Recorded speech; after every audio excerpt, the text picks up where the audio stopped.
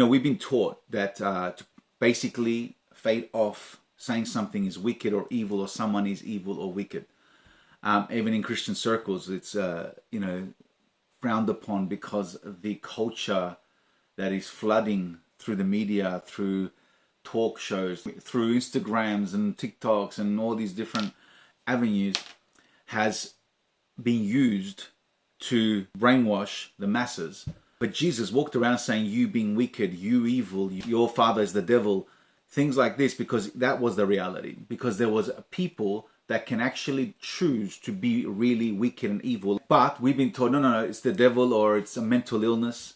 They had a mental illness. So in other words, tame it down a bit. It's not their fault. It's a mental illness. But Jesus never spoke like that. He called it for what it is. And he said, if someone does wicked, they're being wicked. In fact, if you go to the Bible in the New Testament, in John chapter 6, verse 70 and 71, Jesus actually says this: have I not chosen you 12, and one of you is a devil, or is a demon? And then he says this: he spoke of Judas Iscariot, the son of Simon, for he was the one that would betray him, being one of the 12, meaning the 12 disciples. Check that out. He didn't say, yet one of you has a demon or a devil. He says he is a demon or a devil. Why? Because some people can choose to love darkness and wickedness so much that even if the demon wasn't there, they would still be so wicked and vile and evil. There's another story in the Bible which was very weird what happens here. There's King David, all right? The same guy that when he was younger, he kills Goliath, a big famous story. And at one stage, King David gets tempted and gives into his temptation and does something really stupid, really evil, really wicked. And God sends a prophet to him and tells him, because of what you did, two things will happen. Either you be given over to your enemies, in other words, you be punished by them because God will just lift off his hand and let them do what they want to do to you for a certain amount of time. Or you can fall in the hands of God and be punished by him. And so when this prophet says this to David, David's response was, I'd rather fall in the hands of God to be punished because God is merciful. Notice what he said there. Do you know why he knew that? Because he used to spend so much intimate time with God that he knew him so much better than most of us would know him right now.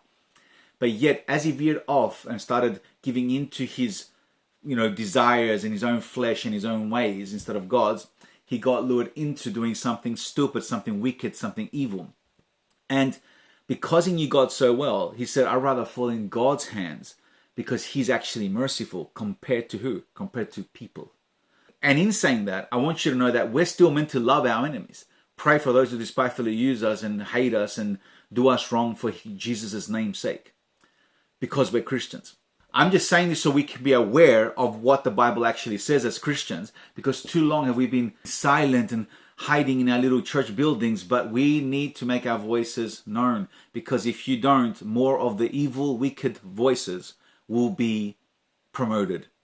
And what that will do is it'll cause people, like even the guy that shot Charlie Kirk, to be influenced so much so that they do these things more and more and more. These evil, wicked voices are in the school systems called teachers. Many of these teachers that are in these American schools and other schools like them are conditioning the mind of the young people. That's why they all started sounding the same. Hating and responding and wanting to attack people because of a hat they're wearing and they don't like it, or attack people because of their political beliefs. Crazy stuff going on, because it's coming from everywhere, even in the schools, by those teachers that are also adding to the brainwashing that's happening to this generation that's raising up and others. But to re-say again, Satan is real, his demons are real, but there's also evil, demonic, wicked people that even if you move every demon off them, they love evil so much they will keep going no matter if there's a demon there or anything else. And it's not mental illness, it's just because they're evil. So you need to know this truth, and we need to speak it out for what it is as Jesus spoke, so we can deal with things in truth, because only the truth will make people free. But first we got to go back to what is actually the reality, the actual truth.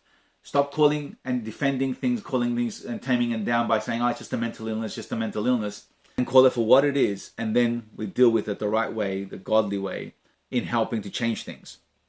All right, guys, take care.